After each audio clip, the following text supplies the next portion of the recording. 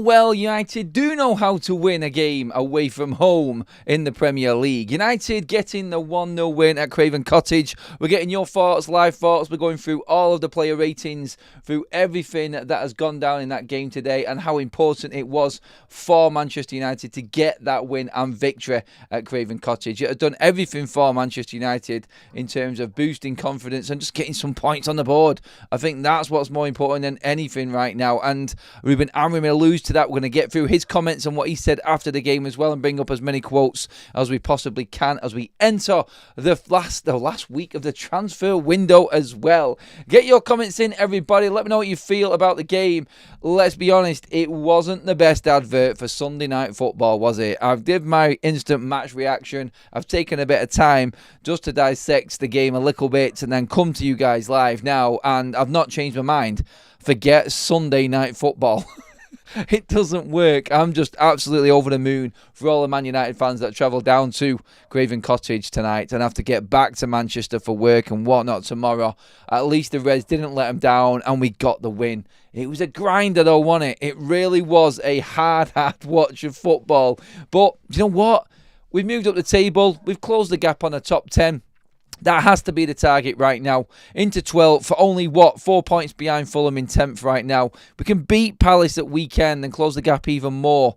I think that's what's important right now. It's a bit of momentum, a bit of movement. United fans having something to cling on to. Beats Steaua Bucharest in the week. And let's just finish like January on an absolute banger. And it's not been a bad month then. It's not. I mean, you look at the fixtures we've had difficult. If we can get 2 wins now, this week going in, that's 2 weeks straight with straight wins for Ruben Amorim. Everything's looking a lot more comfortable. Everything's looking a little bit more upbeat, and we run with it. We run with that. I'm going to get into some of the quotes from Ruben Amorim from the game itself and everything that's gone on in terms of what he's saying after the game. And do you know what? I've seen some of the quotes. I'm going to read them out to you now. I'll get your comments on them. They are just typical Ruben Amorim quotes. Ruben Amorim on turning 40 tomorrow. By the way, happy birthday for Ruben tomorrow. What a birthday present, and away winning the Premier League. Lovely. It's what we need. It's not 40, I'm 50. After 2 months at Manchester United, it's 50. It's a privilege to spend my 40th birthday here. He probably feels about 60 managing Man United right now.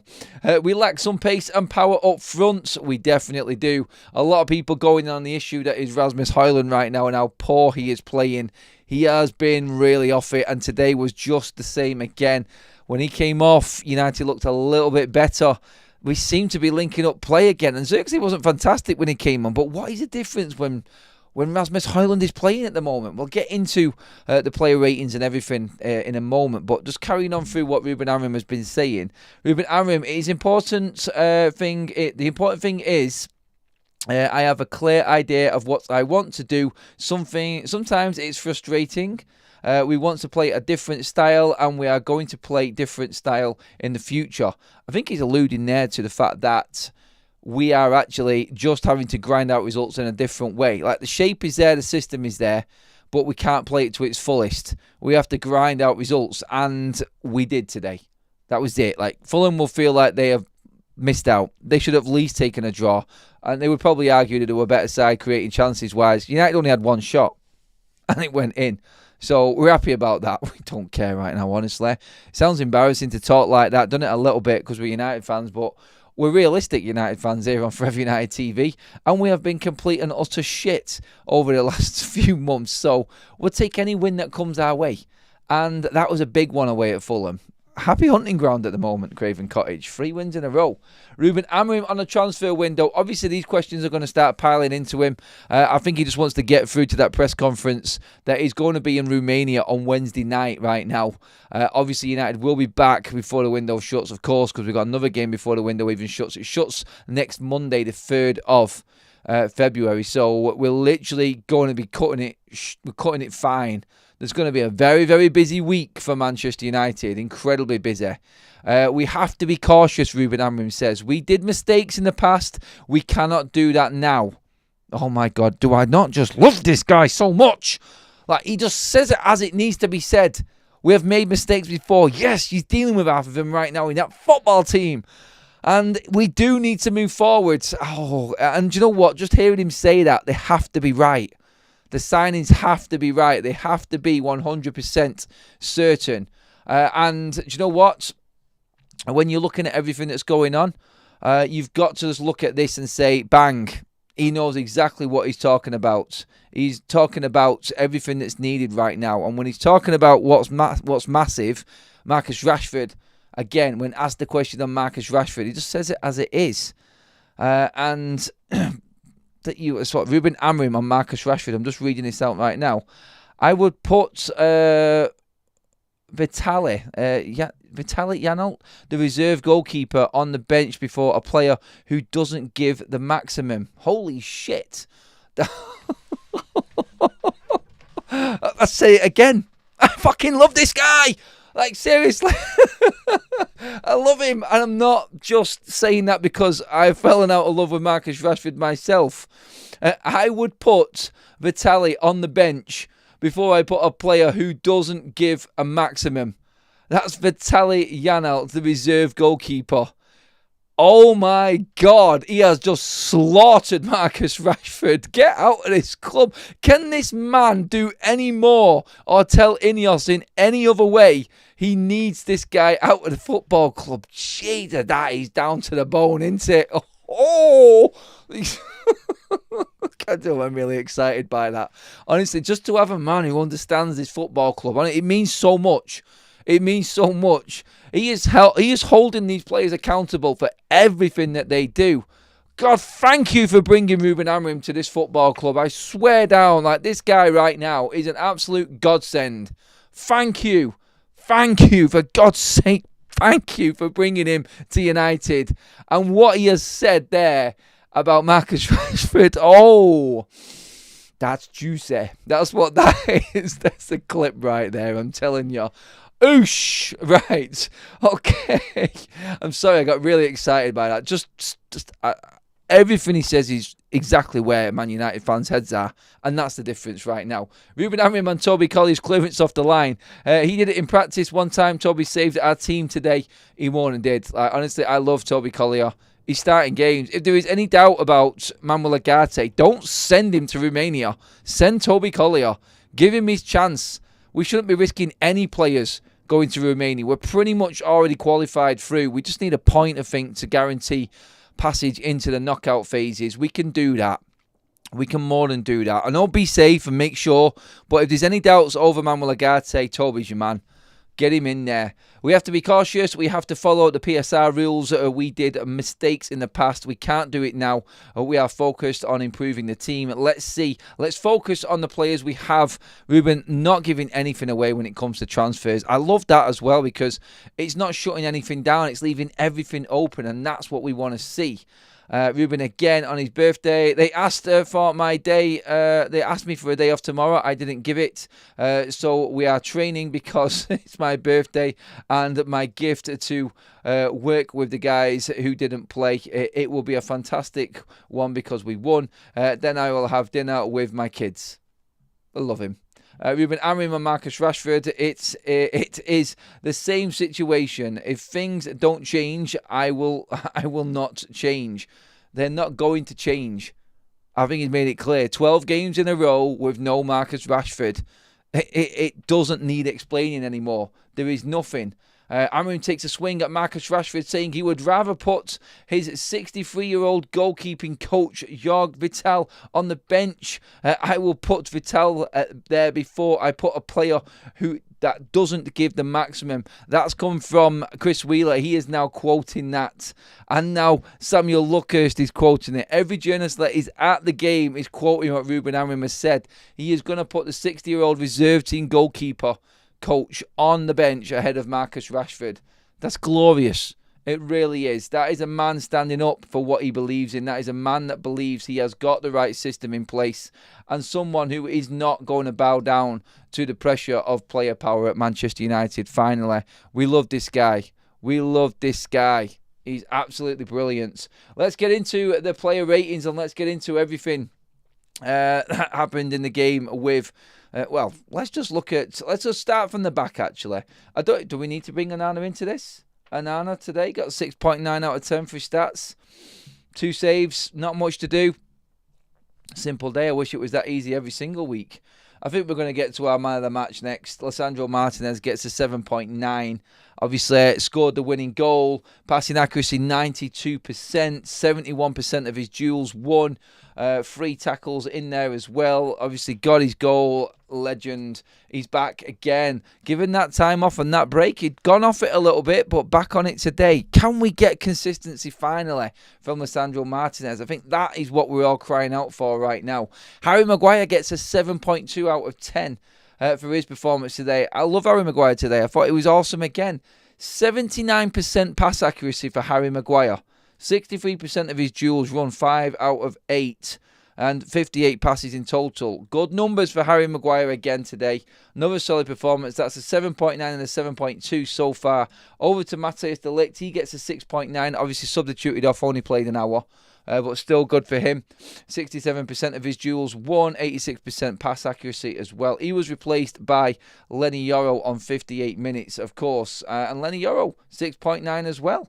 100% pass accuracy for Lenny Yoro. 13 passes. Not bad at all. 67% of his duels won. Loving that. So thank you very much. On to the other defenders, the wing-backs. Mazraoui, 6.7. Dropping off a bit in numbers in terms of performance right now, Mazraoui, but he is playing out of position. Again, good passing accuracy, 88%. 50% of his duels won. I think effective in a way, did his job, and again, it's difficult when you're not used to playing there. A bit like Dalot as well. He himself, just as Mazraoui, playing a bit out of position. 6.9 for him. It's a general sort of 6 to 7 out of 10 rating game, isn't it? I think the stats here are telling you exactly how this game went. All defenders scoring well. On to Bruno Fernandes. 7.2 out of 10. 7.3, sorry, out of 10 for Bruno. He had an effective game without really doing too much. Key passes, 78% passing accuracy, taking the risk, more passes than anybody. 7.3 for him. His partner in midfield, Manuel Ugarte, 7.2. All of our defensive players really putting up a shift here, and I think, in this game. Ugarte's passing accuracy again, 91%. Does this man not look after the ball? Like, seriously, he is awesome right now for this team. We have some more quotes coming through. We're going to get into the forwards in a moment on the player rating. We'll get some of your comments in as well, everybody. It's always the same reason. The reason is the training. The way I see what a footballer should be doing in training, in life, every day. If things don't change, I will not change. It's the same situation for every player. If you do the maximum, if you do the right things, you will get in. Ruben on Rashford again, he says it's always the same reason. Yeah, it's the same. Everyone's saying the same thing and quoting the same thing. He's basically laying it out for him again. He's just saying, look, you have to give more in training. Otherwise, you're not going to get into this team. Simples. That's what he's laying out there for Marcus Rashford. It's there for every single player, not just him. And he's not living up to it. He's not willing to do it. If he's not willing to do it, then get him out of this club, Ineos. For God's sake, make it happen. And that, for me, I think, is the biggest thing that you can take from this, from what Ruben Amorim is saying there. It's like, get him out of this football club. He's not willing to put the effort in. He's not willing to put the same amount of effort in as everybody else. And that is simple enough. Seamus, welcome to the members club, gifted by by London. Thank you, mates. Sorry about that. Couldn't get my words out then. Another super chat in from Glenn. It says, it really gets the feeling Amorim won't care if Garner leaves. I don't think he was impressed with him keeping drifting out wide and the wing back going inside. That did happen quite a lot. We're going to get into the forwards marks now on the ratings. I mean, Garnacho, first of all, let's get on to him. Garner today got a 6.7. That's one of the lowest marks we've had so far for the team. He wasn't effective. He didn't do much in the game. Again, we wanted him to stand up, and he did drift out very, very wide. And the comment there is right. Mazraoui was a bit further inside than him at times. I just don't think he's working for him. In certain games, he will. But in this, he just wasn't effective enough again.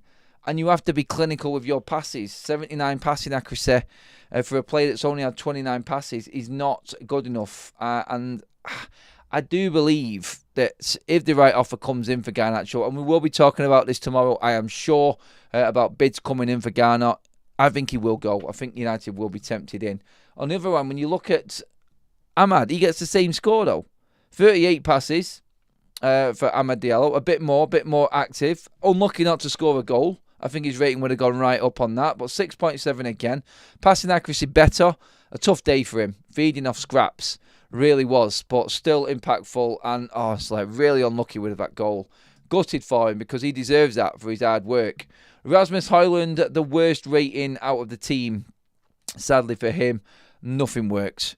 Absolutely nothing. He won 18% of his duels. And you need to do more.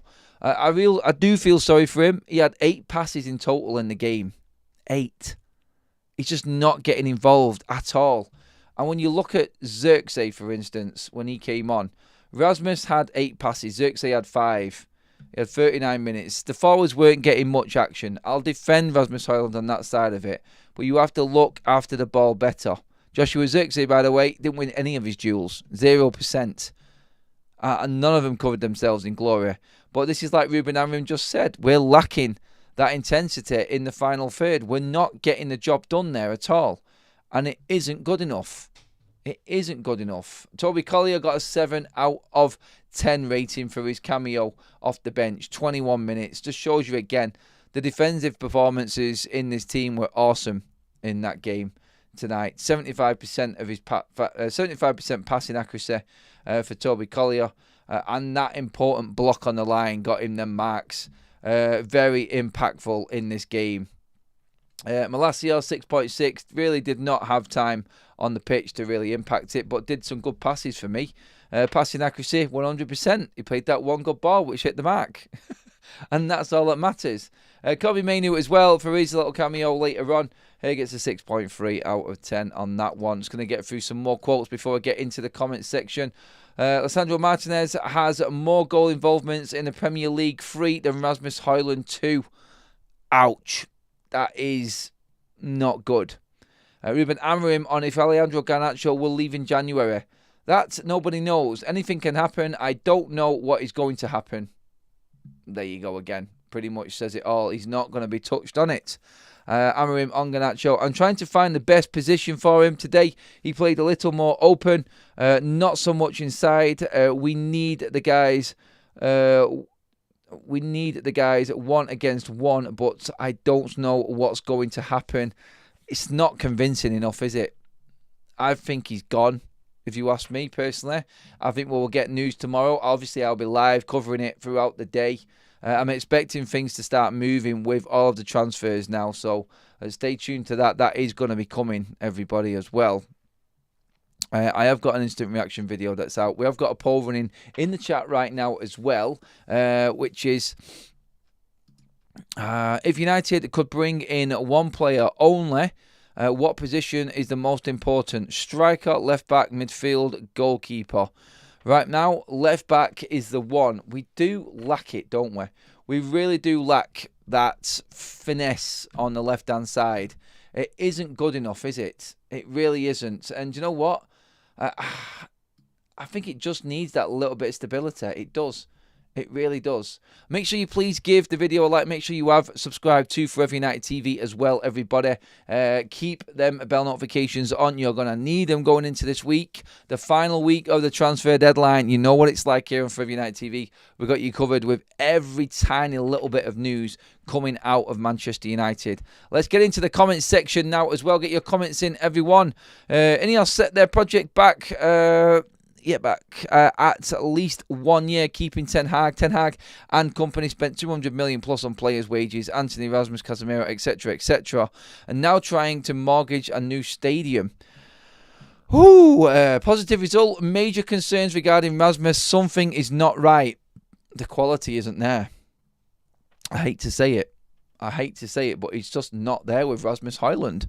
It is really, really disappointing that he cannot pull it together. Have you seen what the manager said about Rashford? I did. I just read that one out. I like Rasmus, but he needs a week of training with Sparky Hughes on how to hold the ball up. I don't think he's got the attributes. I really don't. I don't think he's got it in his game. He is massively concerning. We are playing with 10 men when Rasmus is on the pitch at the moment. I don't want to have a go at him, like I said, but everybody can see the problem with Rasmus Højlund. He just doesn't do the simple things well enough. Xerxes does a little bit better, but even he, and that's what Manchester United are relying on up front, and that is not good enough. And this is why we're scraping goals. This is why you're getting stats like this coming out online saying that Lisandro Martinez has got more goal involvements this season at centre-back than Rasmus Højlund has in the Premier League. That is shocking.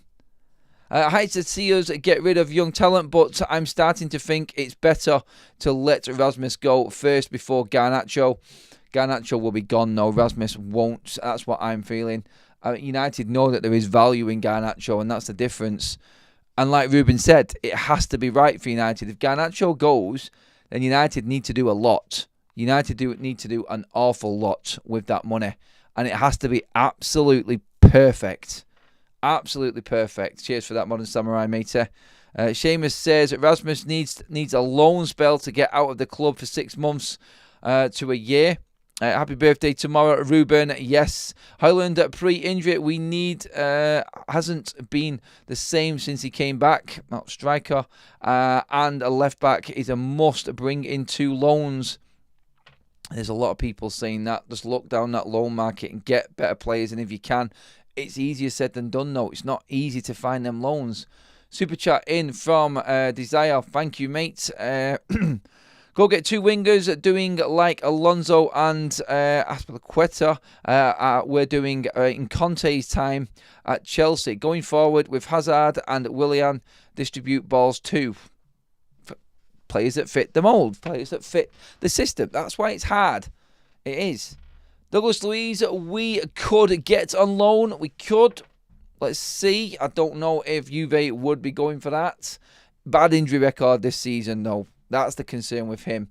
We talked about Nkunku and his previous bad injury record, but that was at least before this season. That's the difference right now. Almost 12 months a member, Modern Samurai. What a legend. Forever United TV. Love it, mate. Thank you for the renewal. Whoever scouted Højlund should be arrested, says Mano. That's a bit harsh, but I get where people are at with it right now. It is concerning. But what about that goal from Lisandro Martinez, everybody? What about that? If you don't buy a ticket, you don't win the lottery. And he was the only player to have a shot in the whole game. Credit to Lisandro Martinez today. At least he was willing to get forward into that position and give it a go. I think that's what we've got to take from that. Well done, you. Gifted memberships in from Modern Samurai. Thank you very much, mate. Gary Pearson, Mukate, Ian McDonald, Louise, John, and yeah, that's it. Thank you, Modern Samurai. And if you have been gifted a membership, please do get into the chat and thank the person that did donate it for you. And I'm sure you will get a message back as well. But yes, I look at everything now, where we're at. 12th in the league. You can see the table up on your screen there. You can see where we're at right now and what it's done. Closing in on top 10. That's United's target. Let's be honest. Getting top 10 now, I think, is important for United. Let's just get in there, get the Europa League done. Like, this week could be massive. Like, by the end of this week, you're going to be confirmed in Europe knockouts, stable in the league with another win, maybe our first back-to-back win in the league all season if we beat Palace at home, and the transfer window shut. I'm going to be really interesting. Looking forward from the 3rd of February, like everything put in place, going into the FA Cup 4th round stage, everything that's happened in the league, what's happened with the transfer window. I think it's like a complete reset. So far, 2025 hasn't been that bad. We've actually done okay. Like 1 defeat against Brighton, that's the blip, isn't it? That's the big one that really hurt us. But Europa League ends. Hopefully we can finish on a high and beat Stewart on Thursday. And then obviously, like I said, with Crystal Palace on the Sunday. That's January done. Busy month. A lot going on. And we've managed to scrape through it not too bad. Like going into the start of 2025, United were on their arses. Let's be honest, on their arses. Ruben Amorim has been in since the middle of November. Ten Hag left us in 13th place in the league when he left. And if we can beat Crystal Palace at weekend, we're going to be in and around 12th, 11th place in the table. We've moved up in the table. We've got wins in Europe. We're qualified, no thanks to Ten Hag, but for Ruud for his 1 win and Ruben on his 100% record in Europe so far. Maybe we get the right transfers in that we need in January. We get a couple of players in that improve us, and then we move forward from there. And I think that is now where we're at. I think we're in a place now where, but we won trophies under Eric Ten Hag. I think we're in a place now where it's like a complete reset. Like going into February, it feels fresh. Let's see what's happened, and then we'll move on from there. I think that's how we've got to take it. Hold-up play is not Rasmus' strength. Send him on loan to Sporting to learn a system and slightly easier environment. He was signed to run into space behind and not being in the centre point of attack. Yep, there you go. 100,000 seat stadium, 100 quid a ticket. Oh, please don't. Keep your comments coming in, everybody. Who was your man of the match, by the way, people? Let me know. Get into the comment section on that one. I gave it to Lissandro because of the goal and his defensive performances. Unfortunately for him, though, he could have been sent off. That stupid 2-footed stamp that he did on Adama Traore. I'm sure Fulham fans will be looking at that and saying, the guy who scored the winner could have been off the pitch. And we got away with it. We got a lucky break in this game. We really did. Clearance off the line from Toby Collier. Lissandro's still on the pitch to even hit that shot. But we're taking it, aren't we? We needed a bit of luck for a change. We needed something a little bit different, didn't we? And we got it. We got that little bit of luck that we have been crying out for under Ruben Amorim. And I think that is what everyone's looking at. Adam, we in survival mode, not pretty to watch, but hopefully in the summer, Amorim will get the players he needs, but needs to be backed. Yes, he does. Slabhead man of the match, says Roddy. That was totally revenge-driven, really dumb move from Lissandro. It was, definitely. At least Amorim has a steady, consistent hand on the wheel now. Probably needs a very strong will doing business with Ineos. Yep. I'm with you on that one. He is going to need patience, I think. Hopefully they do back him. So Jim Radcliffe was there at the stadium today, wasn't he? He's seen what Ruben is having to do. He's seen what he's having to do with this team. Ruben actually talking about Rasmus Højlund. He really wants it. Without training, you notice a lack of connection. You don't have time to work on these kinds of things. We have a lot to improve, like his teammates. The important thing is that I see every day is that he wants it. I get that he wants it. I think every player wants it. He wants it. He wants to work more at the end of the session. He's doing everything he can, but he's just coming up short. Sometimes you have to just hold your hands up and say, he just simply isn't good enough. Will he improve? We're going into year 2, the back end of year 2 now with Rasmus Højlund, and he hasn't got any better. Last season he was all right, but don't forget he's a Ten Hag signing. We're having to change a lot of these players to try and fit this system. So yeah, let's look at it that way and say maybe we need to give him a bit of space. But Ruben, again, like I've said many a times, doesn't have the time to work with these players. Doesn't have the time to allow them to adapt. Results are needed. He said it himself. That wasn't impressive. It wasn't a good game, but we got the win. And the win will help us build momentum and confidence. So hopefully that is the case. And hopefully Manchester United can move on from this and actually get a little bit of momentum going, a bit of confidence built up. And we'll go from there. Adam, what players would you choose to bring in before the window closes? I get Dorgu, get Nkunku on loan. If Garnacho goes and we don't have our targets, I would take Jonathan David. I would, if you could get him cheap enough. But yeah, Nkunku on loan, Jonathan David in, get Dorgu in. I honestly feel like United have to be very, very careful, like Ruben said, in the January transfer window. We can't be buying anyone that isn't long haul or someone you would have bought in the summer.